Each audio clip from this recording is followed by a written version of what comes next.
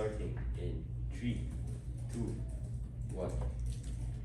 In the status quo, we live in a heavily westernized society where we are dependent on the support of the United States of America in order to be pushed to the forefront of economic development. In the status quo, we are dependent on them. However, we no longer live in the post-World War era where the US is the sole superpower which controls all of the economic and militaristic judgments. We live in a society where the competition of the United States have grown and have become more influential. And we sit in the middle of these economic and militaristic challenges.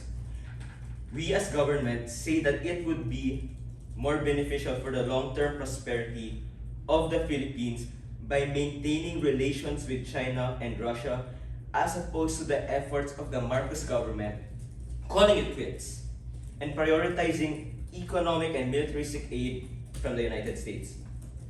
We, the government, want to push this verdict that the decision by the Marcos government only created further dissonance in our political relation with these countries. Furthermore, this decision has cut off the legs of long-term mutual relations with these countries, as we have shown how easily it is for us to turn our backs on them. Before I go into my arguments, I would like to approach the preemptions that we think that opposition will try to impose on us.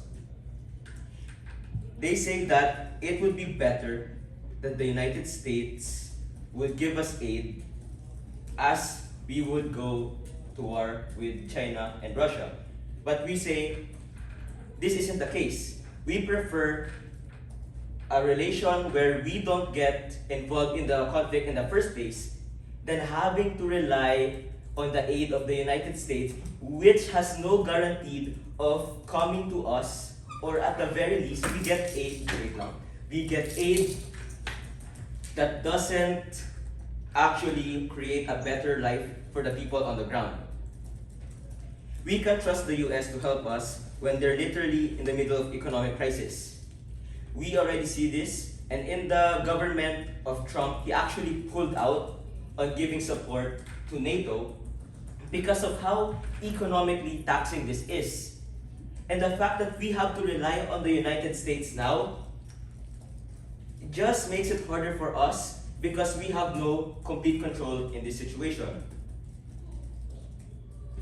Now, as for our arguments, firstly, we are basically back to square one. We have shown the disloyalty of our country towards these efforts for militaristic and economic efforts. Through the Marcos government, it showed how 4 years of development can easily be erased, turned back on. And why is this bad?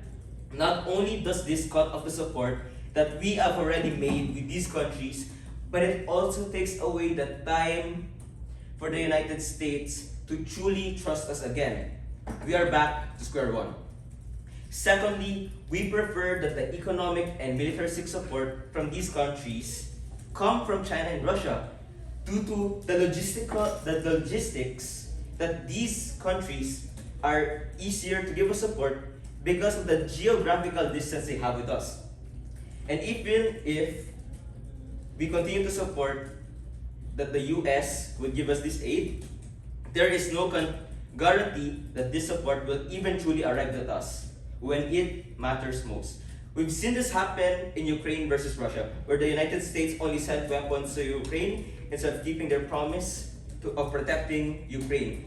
We can infer that this effect could happen to us because in the political landscape, it would be hard for the United States to truly make efforts that will help us in the long term. And thirdly, the people on the ground will be safe.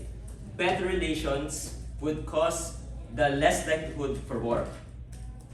We already see a partial effect of this in the Spratly Islands because that Marcos turned back on the decision of Bongbong Marcos, of Duterte. We can see the effect that there is now a conflict of interest with China and us, and this causes a further dissonance in the political landscape. By no means do we think that Russia and China are the saviors who will push us to economic prosperity, but given the situation that we have, it would be utterly foolish to throw away the relationship that we have built for the past 4 years out of the prospect that we will get saved by a power that has not shown to fulfill the promises that they have claimed in the past. So to a large extent, Russia and China are also dealing with their own unique economic crises. Why align with them who are weaker economic superpowers as opposed to the best economic superpower? Okay, so the main thing here is it's more available to us simply because of our geographical distance. And even if the United States is the biggest economic power, they have already shown that there's no guarantee that their efforts will that their support will actually come to us at a specific time. You have to take this into account. They have more food in their plates, and they have to take into account many other things in the world, and we are not their priority. At the very least, if we choose to prioritize Russia and China, we will get their support much faster because we are in the center of the West Philippine Sea, and we actually have significance to them for their support. So choosing them instead of the United States, logically, would be better for us, for the people who need help. And then, yeah. So by no means do we seek these countries as our saviors, but we want to push for them anyway because their efforts will ultimately help us for our long-term development than the United States that has faltered in the current decades of their active support. We, the government, are proud to propose. Yeah. Okay.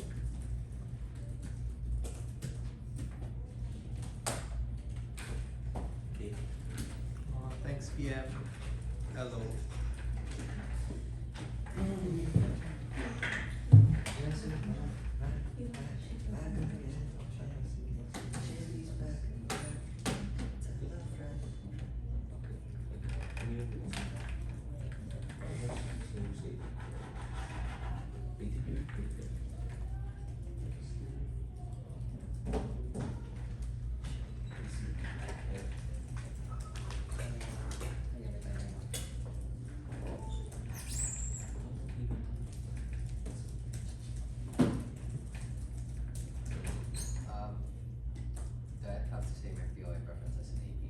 Pronouns also, please.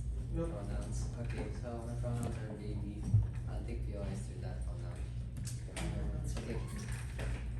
Starting my speech in 3, 2,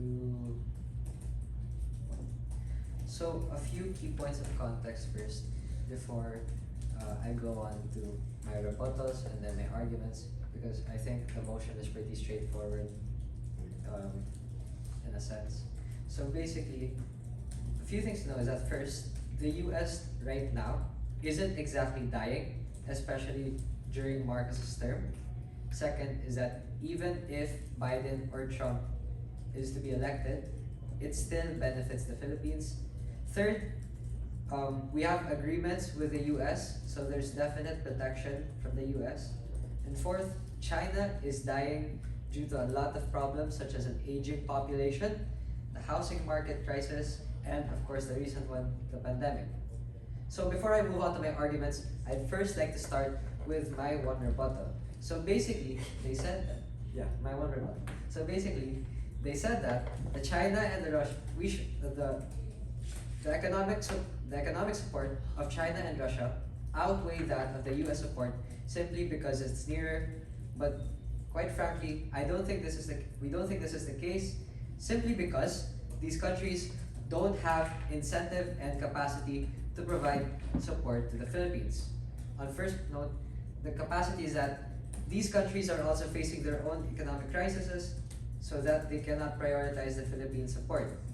As I said earlier, China has a lot of problems, which includes the housing market crisis. So who's to say that they can just freely give the Philippines the leverage that they need? The incentive is simply because we are in a sort of tense situation with China where clearly they want to emphasize their own narrative on the 9-dash line. They want our territory, while on the other hand, the Philippines believes that our territory is important, thus we're not giving it to China. So, moving on to my arguments. My argument for this case is that strengthening economic ties with the US leads to better development. First point is that the US has the capacity to give us more loans for development projects like infrastructure. By strengthening ties with the US, it gives the Philippines an economic leverage by its ability to freely ask the US to support and finance national development initiatives. The US is an economic power, still amassing great wealth, controlling a lot of trade, which makes them capable of granting loans to developing nations like us. The US isn't really dying right now on status quo, and in fact, still has a large control over the global economy. The Philippines becomes capable, I'll take that later. The Philippines becomes capable of gaining leverage in the sense that they get to spend more as a result of having these loans, despite also the high risk. This leverage, as a consequence, leads them to be capable enough to implement their development plans, the PDP, because not only do they have a development plan already, but they also have the means to implement it through its national agencies and the plans that they have made. But even if Gov were to suggest that we get loans from China instead as a virtue of reducing conflict, we think that, in comparison, we already know that China wants to force their 9-dash line belief on us, and considering how we want to fight for our sovereignty and keep our territory, the relationship between the two countries will remain to be tense, which makes it harder for us to gain economic leverage because we can't easily ask loans from them. POI.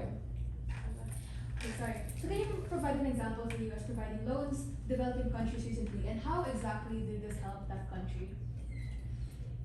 No examples. But based on just generally the relationship with the Philippines and the US, the US has been continuously supporting the Philippines all throughout this history. Anyways, second point. The US, also seeing the Philippines as a valuable trade partner in the Asia Pacific, has incentive to keep the ties strong through economic assistance. Unlike China, however, where relations are tense, the US literally sees the Philippines as an important trade partner by virtue of the history of the two nations, but it's also because the Philippines benefits from trade with the US and vice versa. The Philippines literally trades with the US for important agricultural commodities and minerals, which incentivizes the US to only further strengthen relationships with the US through giving the Philippines financial leverage.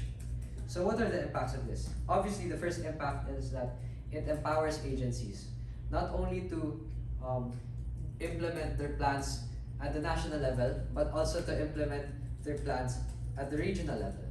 So who knows, maybe for example, a province in Zamboanga can finally have cheaper water or cheaper electricity, or even better educational systems as a result of these agencies' plans being implemented.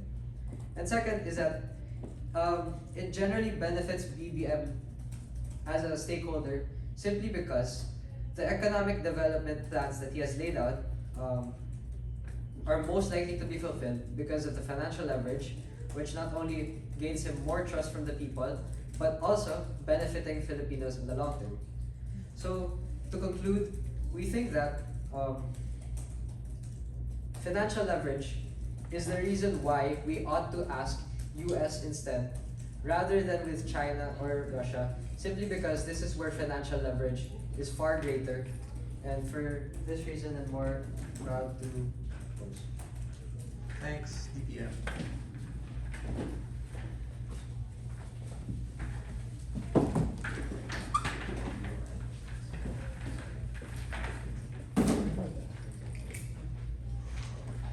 Oh, there's so much notifications, I just realized.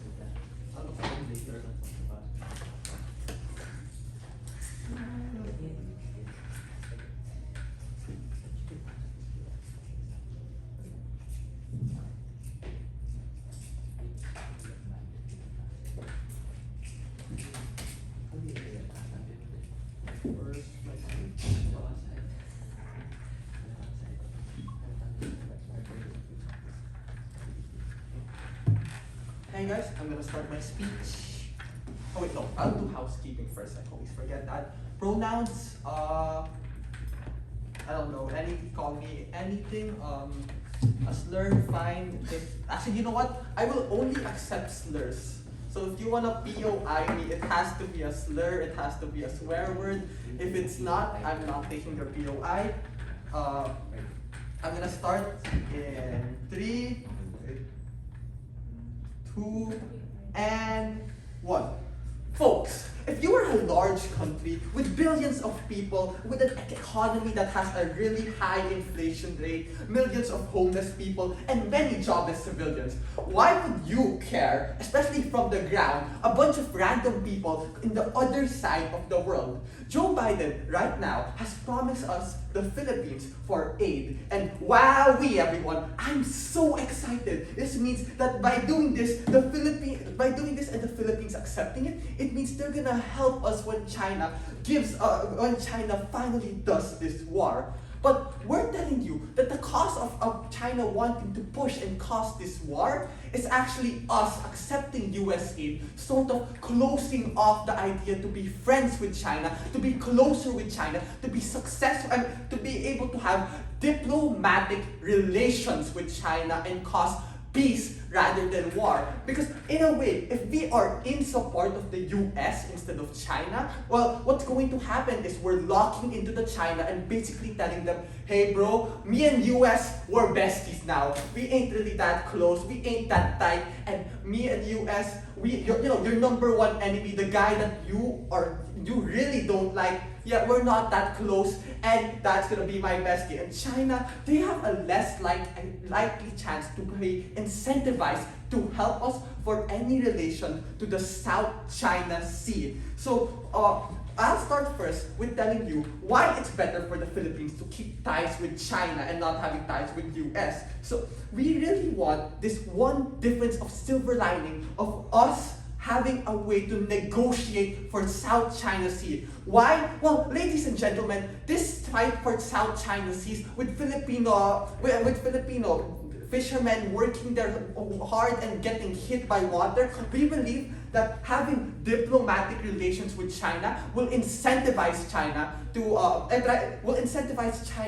actually try and to have more peaceful means for us to be able to go closer to each other and not actually fight each other anymore. It is in the interest of China to have it will be in the interest of China to have a negotiation with us if we are no longer close friends with US or always taking diplomatic and being super close with US and actually start having closer ties with China. Yes, I'll take your POI. Don't you think that it's precisely the reason that we have the US as a safeguard that is preventing China from going all out and invading us? From preventing us going all out from invading us. Ladies and gentlemen, we believe that China is sooner or later going to... we believe that the cause and the root problem is actually us not trying to be close enough with China. This safeguard that we have against China by being friends with the US is not actually going to be able to stop wars. Let's look at an example of Russia and Ukraine. Didn't US say, hey, we'll protect Ukraine? And guess what? Russia still continues wars. Ladies and gentlemen, China will also continue a war if they are in the interest of trying to take us out and have no sort of diplomatic relations or have sort of relationship with China that's a good sort of relationship with China. So we can also go back to the economic aspect that they were trying to, that a government and that opposition promises and says that they win in. This aspect of allowing that China and that the US can give us better loans, the US could give us all these things, and China, and the problems that the US have, well, it's not limited to China. Well, ladies and gentlemen, a lot of the problems with the US is also affecting their economy. But what's happening with China? Well, right now, they're actually in economic prosperity. They're doing well economically and much better than US. A lot of their problems is not just they are doing much better than the US in terms of economy, and China is able to give. I mean, and although they do have humanitarian problems with with their people not having enough, with them not having enough people, yes? Isn't it just a fact that there was a huge housing crisis within China that detrimentally impacted their economy by a lot? Well, this economic impacting that they have, US has an even way worse in terms of US is still in worse conditions than China. How is it in worse conditions? Well, they are able to be, the US right now, they have inflation rates likely even higher than China. And we could say, worst case scenario, let's say that they're just economically equal. At the end of the day, at least we have a chance for preventing war, for preventing South China Sea and West Philippine Sea, the fight for South China Sea and West Philippine Sea, as we are able to make negotiations and talk with them likely. So let's entertain the idea of US and what's the point of them actually giving full-on help on us. Well, we believe that the goal of US is the same as economic and political gain. But instead of us having we know that the US chooses what gives them the most political and economic gain instead of what is right and what helps the most people. Well, we can look at this from Ukraine. We can look at examples of the US specifically funding terrorist groups in random countries in East Asia for leaders to be chosen for more Western-centric views. We can also see them helping people of Israel or Ukraine. Like even then, a lot of people are protesting against it and wishing for them to not actually support for Israel. We can also see this in them supporting Ukraine. This is for political and economic gain, and not just because they are in the feeling right, because there's a lot of oil and lots of farmable land in Ukraine. So in the Philippines, they don't have as much to offer as Ukraine, Israel, Ukraine or Israel. So what's the point of them actually giving their all-in help for the Philippines? They have no incentive structure to fully put in help in the Philippines, and what will end up happening is just them giving us some. What end up happening is them just giving us a paycheck to maybe cash in for the war, when we could have instead tried to have diplomatic means and speak to China to be able to talk and negotiate on what we could be doing and negotiate and stop possible people from fighting in the ocean or from people from fighting in the waters. So another thing that we want to tell you is Philippines having a more likely impact of the Philippines getting out of the US is them being able to be less US centric and actually gain more independence away from the US. Since a lot of the problems that we have, the Philippines right now is too dependent on. But my time is out. That is why we are proud to propose.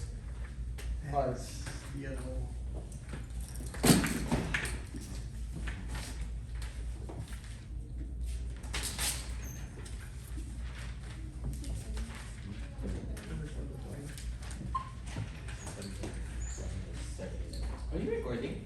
Yeah, I think so. Okay.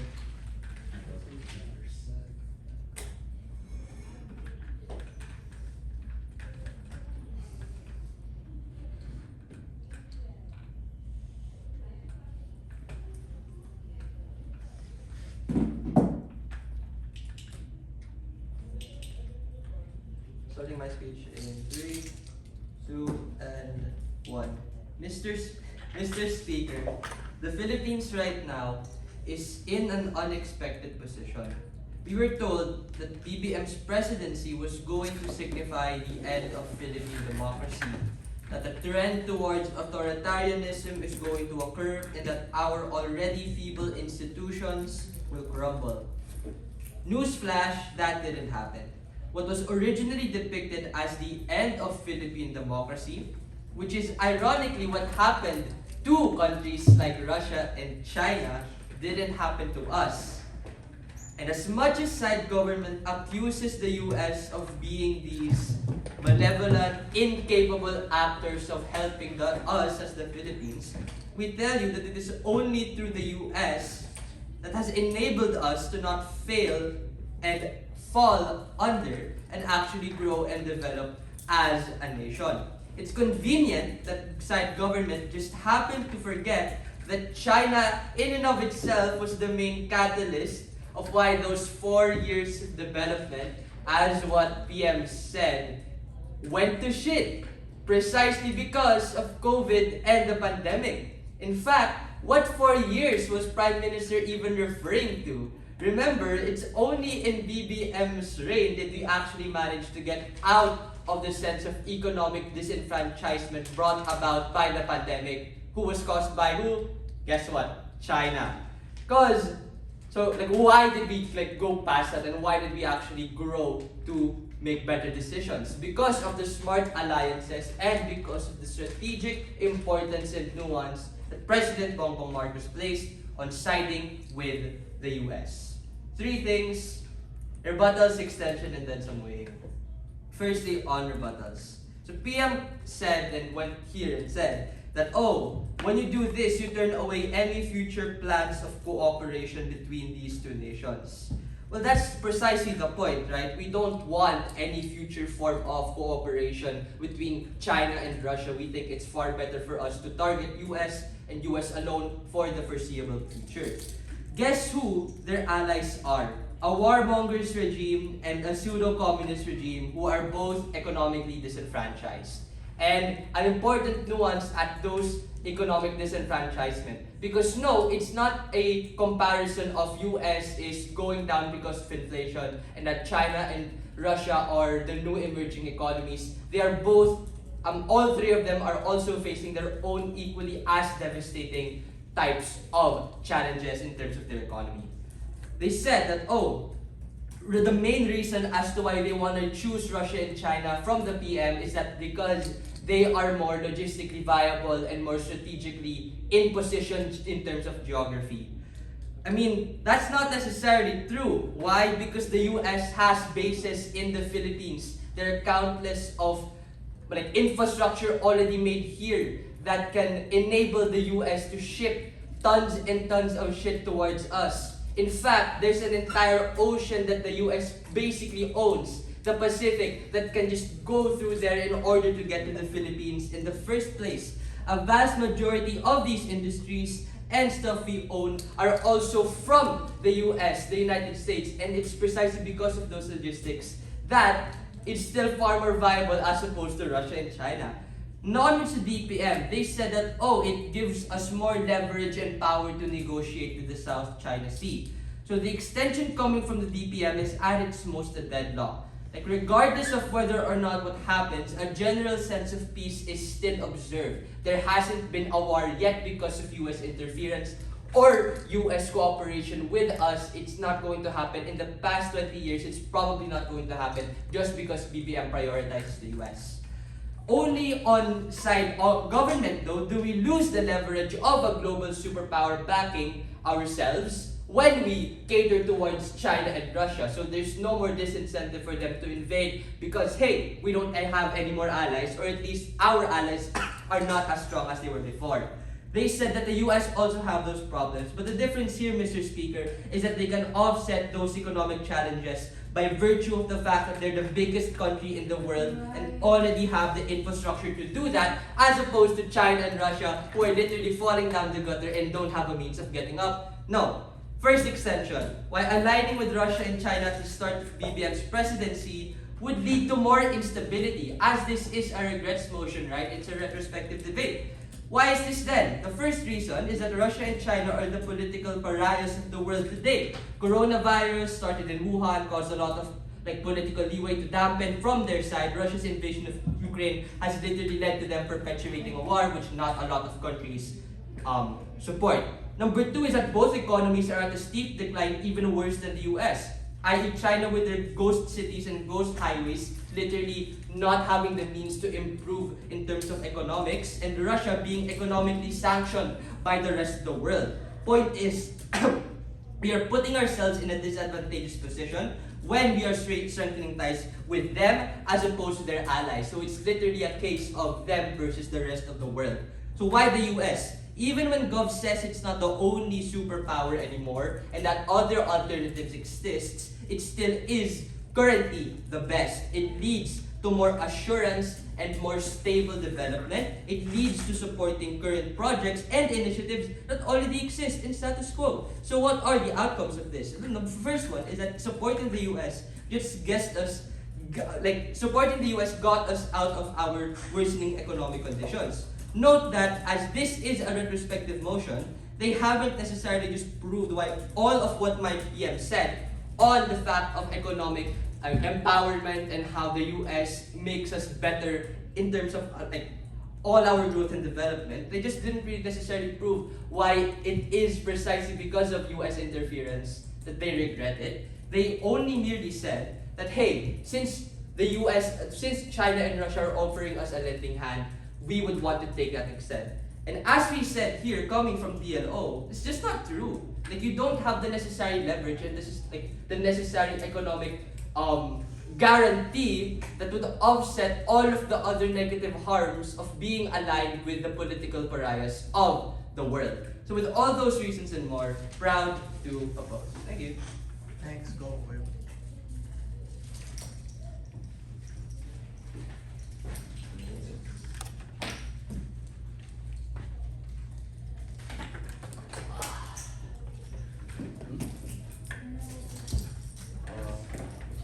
What are you gonna do?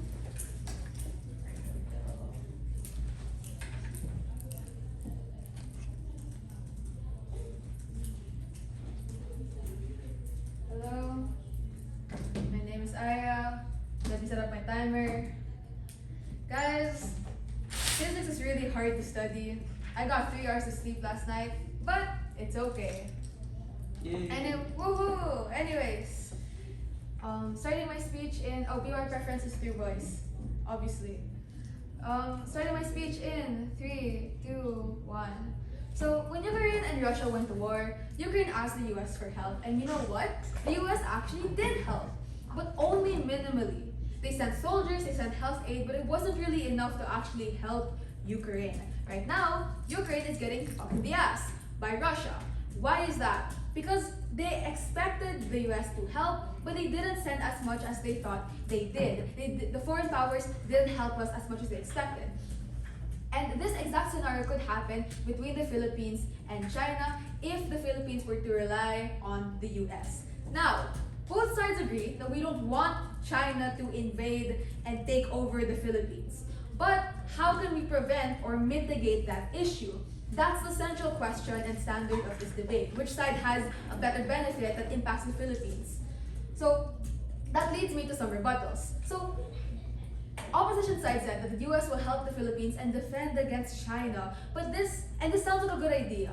Of course, the US will help the Philippines, but my PM already told you that that's simply not going to happen. Why? Number one, the US is in the middle of an economic crisis right now. Now, why is that so important? Because even if Russia and China are in their own economic crisis, becoming overly reliant on the US will not work. In the scenario where there is a war and we expect them to send out soldiers, we expect them to send out health aid, they're not going to send us as much as we actually need. They're only going to send us a minimal amount.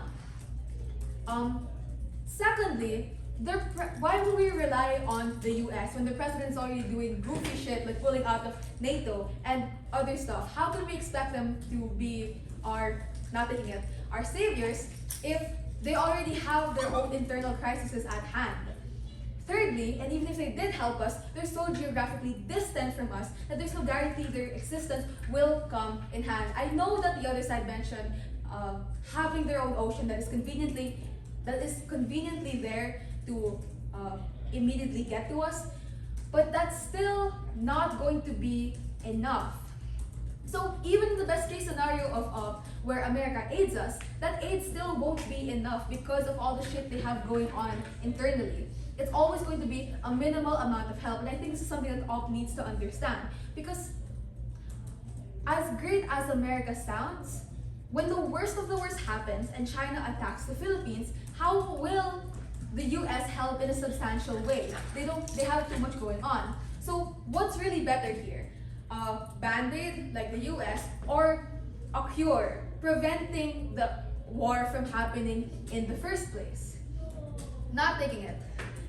Secondly, they asked why align with China and Russia over America? Firstly, geographic location. But secondly, we're trying to align with them to mitigate a war. Like my PM said, we're not seeing them as saviors of the Philippines. We're seeing them as allies so that we don't have to immediately go to war when we as the Philippines aren't even prepared for it.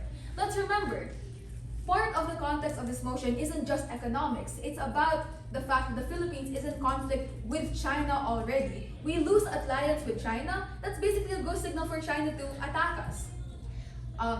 Another thing that Op said is that the US has helped the Philippines more than China. And oh no, China started the pandemic. Firstly, why mention the pandemic in this debate? Secondly, even if all the things DLO said are true, not taking it. There is no guarantee America will provide us enough when it comes to war against China. DLO stated that it isn't likely for China and Philippines to come at odds even in the next decade. The war won't happen immediately. But that's simply not true because we're already seeing stuff happen in the Spratly Islands. Some Filipinos have already been killed in those areas. So yes, there is a conflict and we're trying to mitigate it, and that can be mitigated only through alliance with China. Go down, my God. And lastly, they said that strengthening ties with the US leads to better development. They mentioned that the US can grant loans, but when asked if they can provide an example, LO couldn't come up with any examples. So if there are no examples mentioned of the US helping in a major way to developing countries, and all LO could give us a grocery list of ideal reasons, how exactly are we supposed to believe opposition side? I think the main issue with op side is that they have this idea that the US is enough to help us at a time of crisis, but that's simply not true. It's what everyone hopes will happen, but it's not going to because of all the economic reasons my PM and DPM have mentioned. So the next best thing we can do is try to mitigate conflict in the first place. Why is this better alternative than op side? Because even in the best case scenario of op, where America helps us, it's just not going to be enough to actually help us in the way we need them. We're fucked even in the best case scenario of op, so they cannot take this debate. But even in our worst case scenario, having ties with China and Russia helps us mitigate the war rather than becoming overly reliant on the US. We're able to gather more time, and the reason why more time is important is because we aren't ready to go to war with China. We need more time to gather resources and figure out our shit rather than just go into the war and expect foreign powers to help us. So if we went to war tomorrow and we're not prepared, we're fucked. Why would we side with opposition if they can't even guarantee that if a war happened tomorrow, we will be secure enough? Which is why we need to prepare, and which is why we need more time. And for all those reasons and more, very, very proud to propose.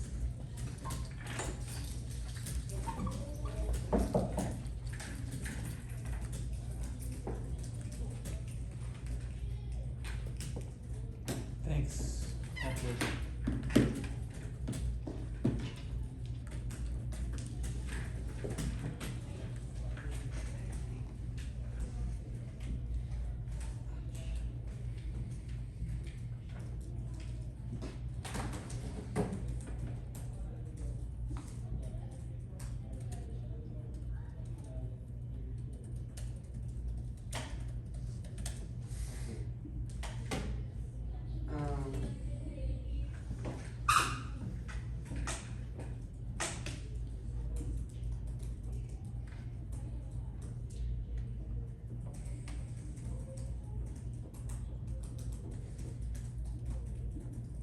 Keep this short because I'm tired. Start my speech. 3, 2, 1. I guess to start this off, I'll be summing up exactly what this debate has been about, and then I'll move on to what exactly the crux or where does this clash come in, and then a bit of weighing. So first, side opposition. What we clearly state is that it gives, by strengthening ties with the US, it gives us greater financial leverage and therefore empowering the executive branch of the government, greater financial leverage for development, and also, if I had an example earlier for the POI, I don't think it would have impacted the debate anyways. And second is that the US has allowed us to grow as a nation, but if we were to have sided with countries such as China and Russia, it would have led to instability. This is because, as mentioned by my DLO, China and Russia are already economically disadvantaged. So if we chose to strengthen ties with them, it would have been worse with us, unlike in our world, where the Philippines strengthened ties with the US. And simply why we choose the US is simply because the US is still the best economically positioned country in the world, and also not economically but also in terms of military. But support from the US also got us out of worsening economic conditions. So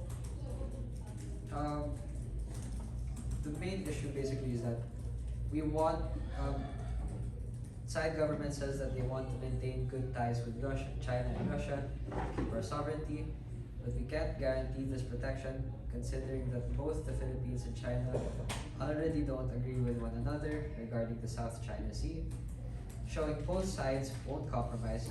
So we think that in order to achieve better protection for those in the Spratly Islands, keeping alliances and military ties with the US would be more beneficial, and that the entire reason that the US is so receptive to working with us is because they deem us as a good strategic ally because of our position in the Pacific, but also because of history, generally speaking.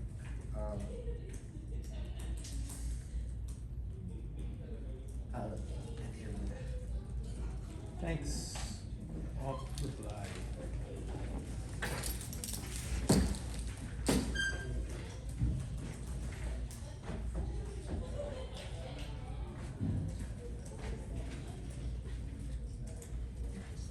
Three, two, one. Mr. Speaker, there are three distinct reasons as to why side government doesn't win this debate. The first is on role fulfillment. So side government, to a large extent, looked towards the future of what could happen if they aligned themselves with Russia and China. And while sure that may be completely valid, it doesn't really answer the question of regret.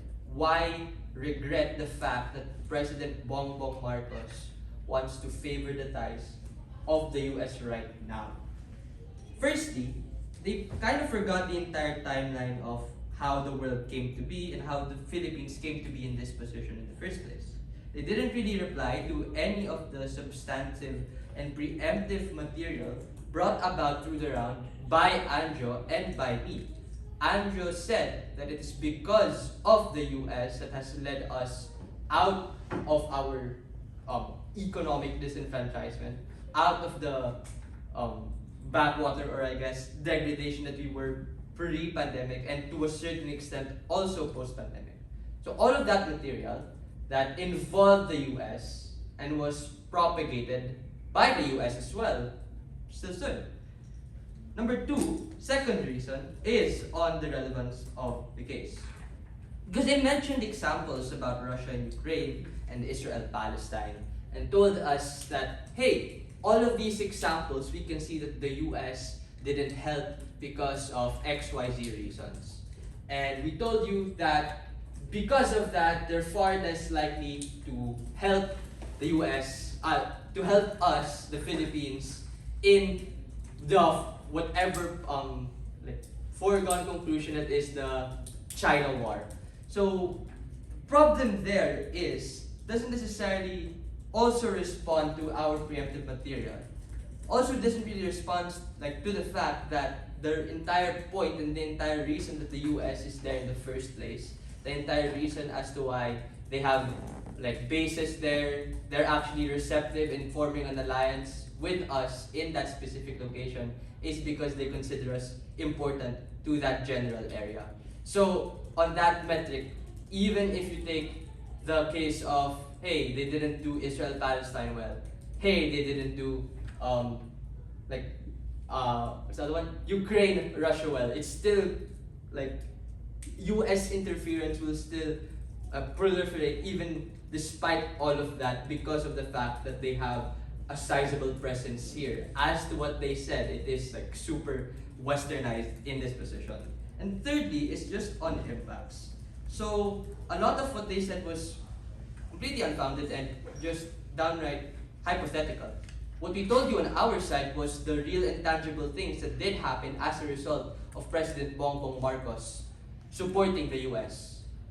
It's because of them, or it's because on our side that President Bongbong Marcos did this, that we had all of these economic developments, that we had all of these examples of us growing out of our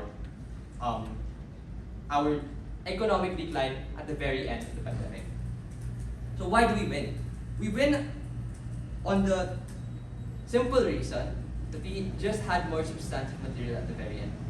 So we told you all of these economic impacts that the US brought to us still stood because of the simple fact that we did decide to get into these forms of economic cooperations with them. And without that, without the risk of China or without the risk of Russia, we wouldn't have gone as far as we did right now. For all of those reasons, done. Thanks. Well replied.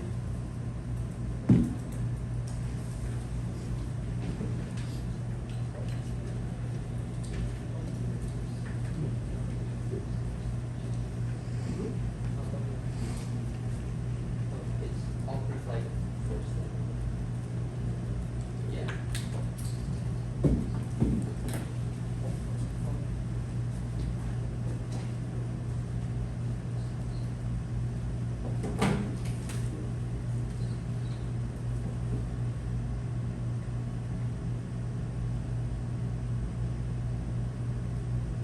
Three, two, one. So, why do we believe that government wins this debate? We believe that there is two main clashes that this debate focuses on. Number one, who is economically best for the Philippines, and number two, which side is likely to have a lesser chance for war. So, in the first class that we're going in is who is economically best for the Philippines. So, in the debate itself, they tell us that the U.S. That opposition tells us that the U.S. can give us a greater financial leverage and empowers us. And this empower us. But we tell you as government that this is value neutral at best, as China can also give us the same amount of money and also empower us and keep it and also give us the same, help us up as the US did. It is better for they also have told us that there were times that the US helped us while we were allied with them. Well, this is not limited to us this is not limited to us only, because China could have helped us at the times when we were, if we focused more on having diplomatic ties on China instead of the US. So this again is value neutral at best, and no one really wins in the side of who is economically best for the country. As in the end of the day, at the end of the day, whoever you're allied with is the one that's gonna be helping you the most, and it will be unfair to make a comparison on someone that isn't allied with you right now to someone that you are allied with right now. So again, it's value neutral for that in that clash. Now, which side is likely to have a lesser chance of war? This is the most important clash of this debate, as this is the one with the most impact that can affect everyone from all countries.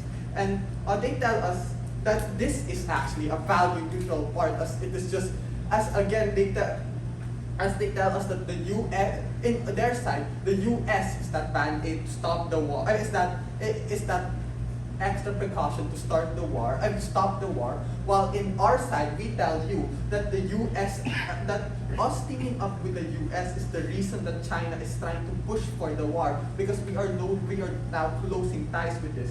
We believe that ours is actually able to prove that we are able to prove that we can prevent a war and actually solve and reduce it, and have a lesser chance of a war than opposition side, for the main reason that China, that having diplomatic ties will make them take more in consideration to start wars with them because we are closer to them, and we have ties and sort of leverages for them to actually start a war from us. And another thing is, we proved, and we told you before, that other countries will still continue to start wars, even if Daddy US here is protecting other countries, because Russia, for example, Russia still did the war when there was still promised help from US. Wars are still caused because they are still planning, because wars are still caused, and they are actually likelier to plan for a country that